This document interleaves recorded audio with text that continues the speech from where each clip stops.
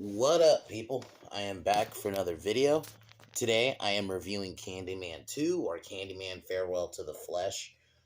I think I did watch this one, but I don't really remember it.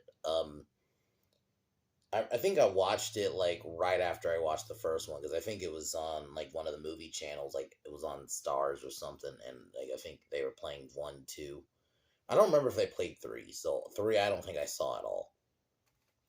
I definitely saw this one. I just don't remember it. And watching it again, it's all right. I think it's a solid sequel. Annie is our lead, who we kind of follow, who is trying to basically save her brother. Well, her brother kind of dies early on, but because her brother gets framed for a murder, which is actually killed murder of a professor, and she has to, and then she eventually finds out that her lineage is tied to the original woman, Caroline, who was Candyman's original lover, and we get a little bit more of his backstory, which was great.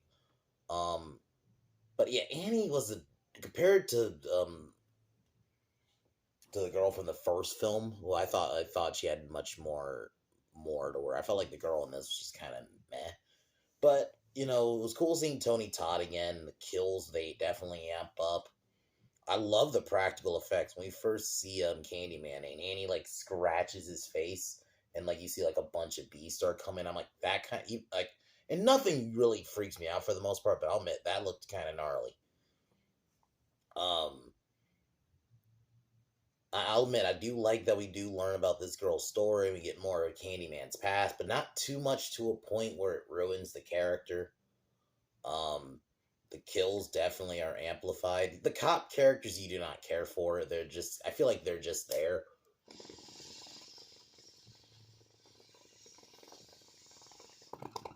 And her brother Ethan, Eddie's brother, I feel like honestly he probably should have been the main character.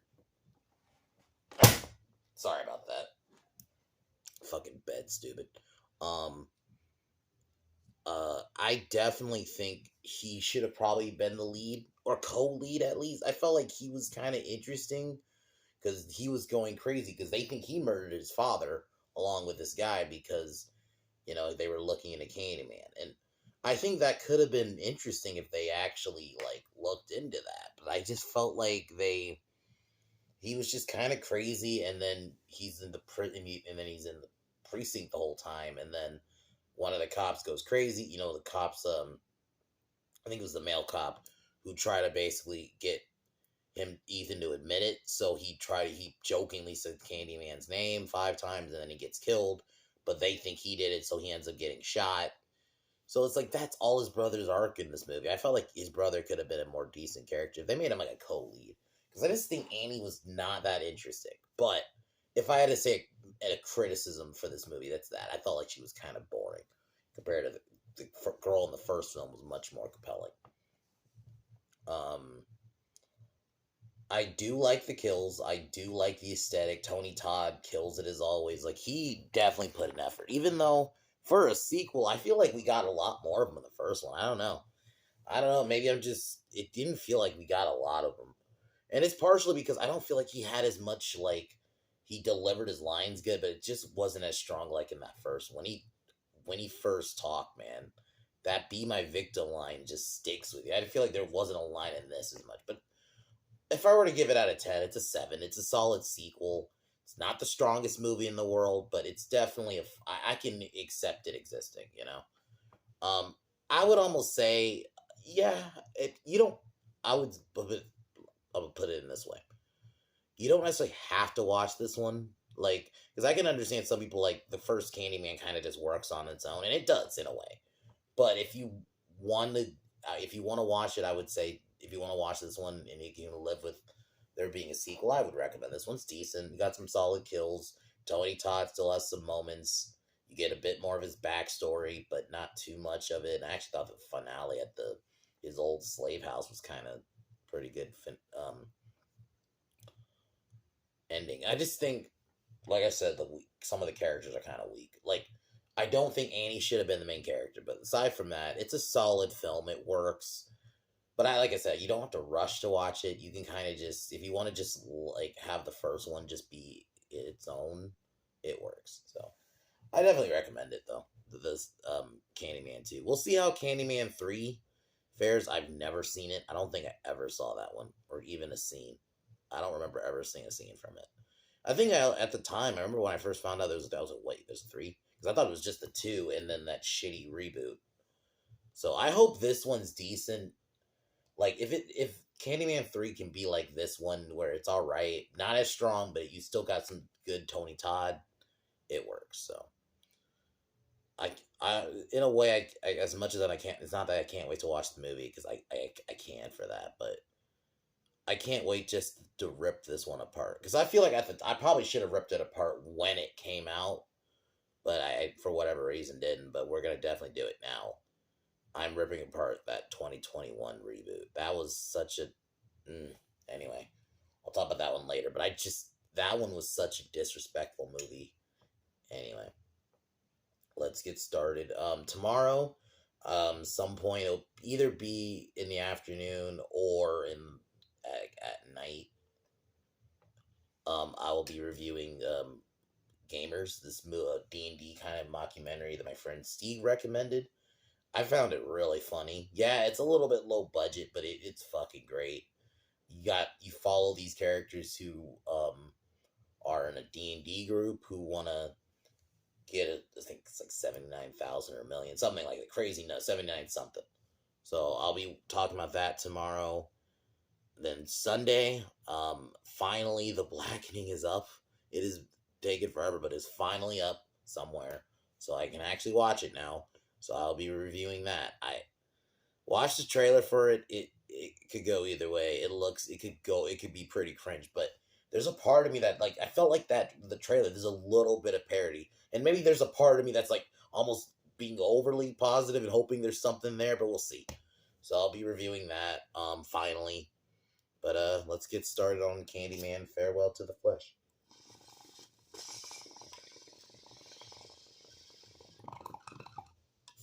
We meet movie opens up. We see Ryder. He's also like professor giving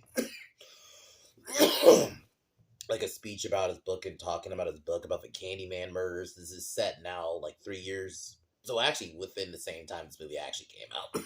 So 3 years after the events of the first movie. And they still think that the woman from the first film still did the murders, so I like that aspect. I love the lore. Like when they get into the legend stuff, it really gets you into the film.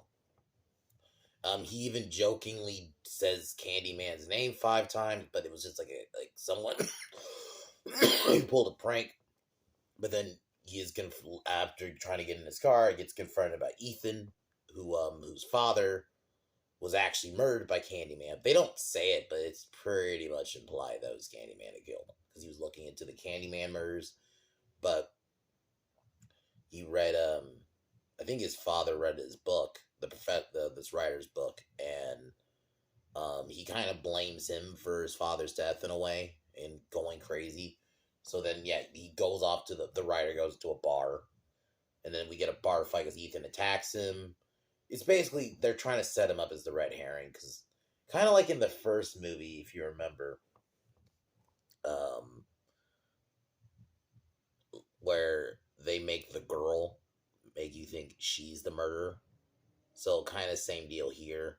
That's why he should have probably been the main character because Annie, who's his younger sister, and I know I'm jumping ahead a bit, but it's like I felt like she just wasn't as strong enough as a lead compared to I think the only thing she had is that she kind of looked a little bit more similar to Caroline, who's, I don't know why I keep thinking Pinhead, Candyman's, lover, or, so that's partially why they probably got her, because she looks similar, but she didn't really carry the film, like, even the Reverend, who she talks throughout the film, is a much more compelling character. I felt like Ethan had more of the story. So yeah, he attacks the writer and wait, actually no. Wait, so after this happens, he gets kicked out of the bar. The writer goes to the bathroom. Candyman actually shows up. I actually, man, this is a cool opening. I actually love this opening. After that, Ethan's now in jail because they think he killed this guy along with his father. So Annie and his mom and her mom arrive and basically have to try to get him out. And that's pretty much the movie. Annie tries to get him out throughout several ways. Throughout the film, also is talking to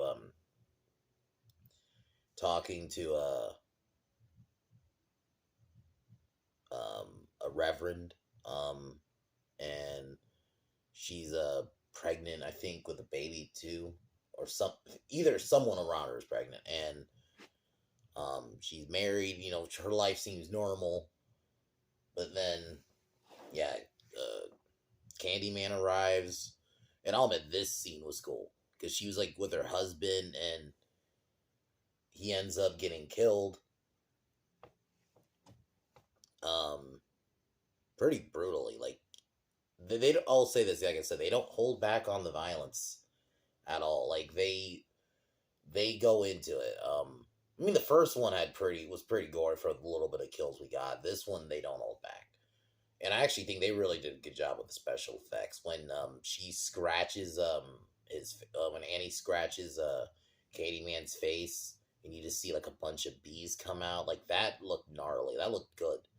That's like when I'm like, I do miss practical effects. That would have probably been like CGI now, like really shitty CGI now. They probably would have did it. So, um, she talks to the reverend. It kind of goes into town and starts trying to. This is where we meet. I think Matthew is like this. She's like a teacher, I think, who he teaches one of her students. Finds his art book, about Candyman. So he's basically supposed to be like the boy from the first film. I'll admit that aspect, it does feel like they're trying to. It's a little bit of a shitty remake. Not when I mean shitty, not uber shitty. I meant like I'll take the word shitty out. Bad remake of the first one. I like this film, but this part of the film did bother me a little bit. It feels like I said, it had this do a little bit of a retread. The only difference is her husband's killed early on instead of later, and by Candyman, and that's the only difference. But relatively similar arc. I think, she was also the woman. The first was also a teacher. I think she's married. She had a normal life, and then something happens, and she sees I don't know why I keep thinking Pinhead, Candyman, and he ends up killing her. The only thing is, I don't think she's framed for murder because they think it's Ethan through the whole time. I think eventually later, actually no, there's a point later on. I think they do think she committed a murder. So it's like it does at times feel like a little bit of a bad remake of the first movie. Like this is where a sequel. I know it sounds like I'm kind of shitting on it now, but I still like it. I'll still maintain. Maybe I'll take it down to a 6.5 just because of the whole. It is a bit of a retread of the first movie. I think that's a major negative. I can't keep it at a 7 and if I'm going in like this. So yeah, I know it's the first time you experience a live changing of my review of my point, but I had to. Like the more I think about it, it does at times feel like a remake. The only thing is the only difference is we get her backstory. We find out that like her family is actually tied to Caroline and all that, and basically it's a dark dark secret in her family that her mom actually knew about. I think that's my only issue with the movie. Is besides, I actually like that story. I just think they should have leaned more into that and not just did a little bit of a retread of the first, because it kind of was. And I mean, in a way, all slashers, to an extent, you can make an argument, are kind of like that, but this was just almost at point B for beat, because Ethan's not your main character. I think that would have been at least a story change, but he ends up killing so Candyman basically kills her friend, which I'll admit that scene was pretty cool, brutal. Like, 'cause she's like outside and he shows up behind her. because I think she says his name, and she's like in a window, and she's like watching her friend die. Because Candyman basically wants her to join him, essentially, and he's basically you get this cryptic, and then he eventually finds out. Even kill. I think eventually kills a reverend friend. Like Matthew, the little boy, was all right. He was an okay character. I basically have the same opinion about the same opinion as I had about the boy from the last movie. Um,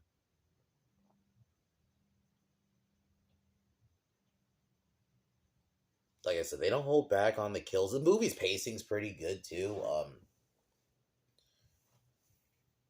The scene where I'm just gonna kind of jump ahead where she confronts her mom about the story. Oh, and there's also a scene where you get like an actual, because before you get like drawings of kind of what happened, but you actually see what happens when he gets his arm cut off and the town is torturing him and stuff, which, or the mom's torturing him, which was cool to see, but they didn't. I like that it wasn't too long of a scene either, like, because I feel like if they did that now, they'd even make that a movie where, oh, let's do a prequel about him as not Candyman, which no one would want that. They would do that a whole movie instead. No, let's just do a quick little scene. Get it throughout the film, but they don't like harp on it. Candyman's just trying to kill people. It's just you get a little bit of his backstory. There's nothing wrong with going depending on the character. Michael Myers, for example, that didn't. And even though I didn't necessarily hate the remake of that, I have to agree the whole you don't need his backstory, but certain characters you don't. But this one it does, and but they don't spend too long on it. It's like quick little, like, I think it seems maybe like 10 minutes. Um, but then yeah, she goes to his because you find out that there's this like mirror, which is actually supposedly tied to Candyman. That if you destroy it, it basically destroys him, kind of thing. Um,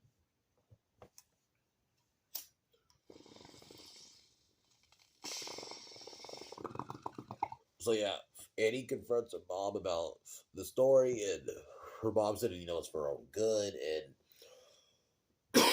her mom's like, I'll admit this scene was really good because the mom was going like, there is no Candyman, and then you just see the hook. It doesn't go through her. It actually just kind of goes around her. You just see it kind of grab her. It's like, wow. And it's like, 'cause it was like raining. I think there was thunder. It was at least nighttime scene. So it really like enhanced that scene. But yeah, that Tony Todd is fucking great, man. So she then goes to his old like abandoned slave like the house he was born in, essentially, um and tries to destroy the thing. Well, before that, Candyman basically like tries to convince her to join. I think this is actually where we get the backstory. It's like him narrating it, done well. Very God, Tony Todd as Candyman. He just, his voice is what makes that character. So, and I think thinking about it just on paper, Candyman having 3 movies really makes sense. I don't think he's a character. He's not like a Jason or a Michael where you can go past like 3 and it could still work to an extent. I just think 3 is like the right. I'm not counting the remake or reboot or whatever. But yeah, if we're just talking about those original 3, I've not seen the third one yet, but it it makes sense on just the number of Candyman having only 3 films. He's not a character where you can, much as I like him, he's not like a Michael or a Jason, or to an extent even like Ghostface, where you can maybe make an argument for. But yeah. Anyway, so she initially thinks she's gonna join, but she ends up not and smashing it. My fucking god, this bed. Anyway, um,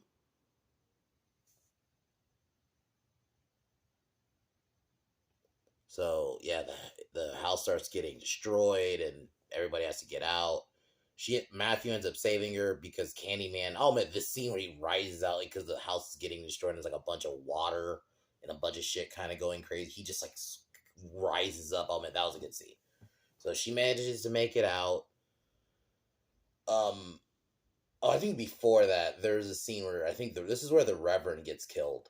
And then the police show up, and because they think this is where they think she did it, and the female cop who thought it was um her brother the whole time sees like the video of what happened to her partner, and no sees that it wasn't Ethan who did the killing, but it's like he still shot her brother, bro.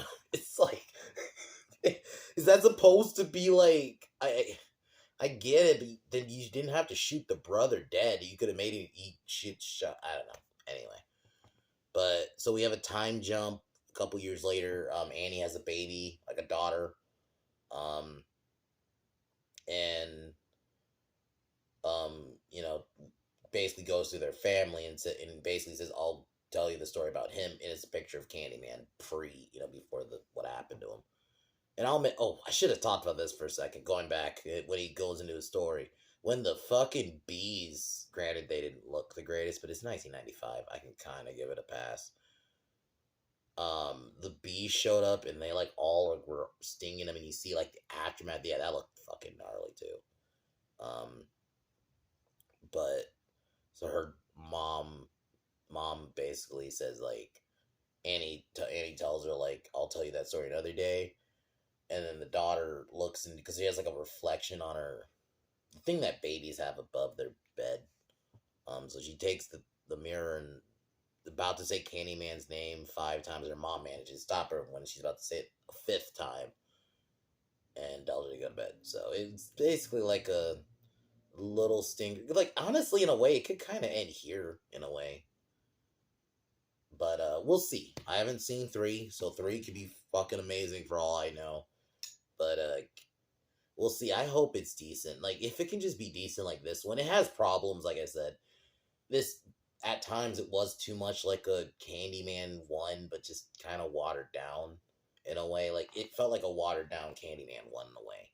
Besides like the family shit, Annie relatively had a similar arc. You had the whole they even frame her for murder. Granted, they don't go as into it like in the first one did, but they even at least hinted at that because they think she's starting to kill the people around her. Even though it's Candyman doing the killings, it's she even goes into like the projects, and even has like Matthew, who's like her little kid companion. Well, not companion, but like you see him throughout the film, like the kid from the first one. I think the only difference is I think Matthew's a bit older than that kid looked in the first film, but it is a. I think that's my only negative. But aside from that, I do like Tony Todd's performance, the special effects. I love the final act. It's pretty fun, even though Annie isn't the greatest character in the world, but it's fine. There are still some solid horror moments, like that when he popped up behind her mom, and then like killed her. Like all the kills in general are all done well. The bee scenes, even like the scene where you see the bees sting him, and after you see the aftermath, and he's still alive, mind you, and he has like all these like stings all over him, and it looked good. Like they really went all out with the practical effects in this, so that's why I'm still giving it a 6.5 out of 10. I still think it's a decent film. It just has a little bit of issues. Like that's why, in that sense, I could say like you don't have to watch this one because if you, I can see some people being like, okay, this is just the first one, but not as good, so I'll just watch the first one again. So there is that aspect. I would probably watch this again still though. Tony Todd's really good. And it's not like this is like uber bad or anything to where it's like I will never watch it again.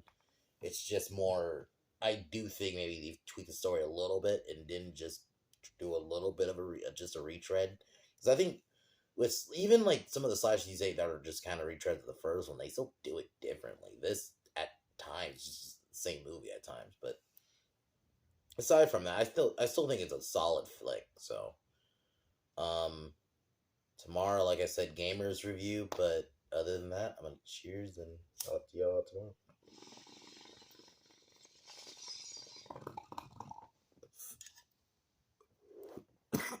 But I'm gonna peace out, y'all.